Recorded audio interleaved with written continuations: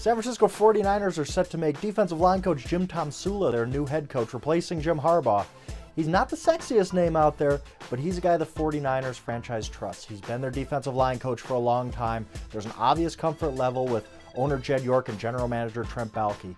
The hiring of Tomsula might be a surprise to some, at least outside the Bay Area or those who cover the NFL really closely.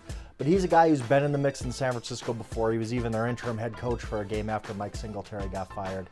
He's a guy that the players know there's going to be some continuity there after a huge shakeup in the offseason, and maybe that's what the 49ers want. The biggest deal for Tomsula is going to be the offensive side. Even though he's a defensive line coach, we all know Colin Kaepernick's progression is going to be the biggest thing for the 49ers going forward, so they need to make the right offensive coordinator hire. Is it going to be maybe somebody like former Bears coach Mark Trestman? I think that would be a perfect fit for what Tomsula needs going forward. They need somebody to get Colin Kaepernick back on track to progressing towards being a great quarterback rather than the regression we saw in the past year.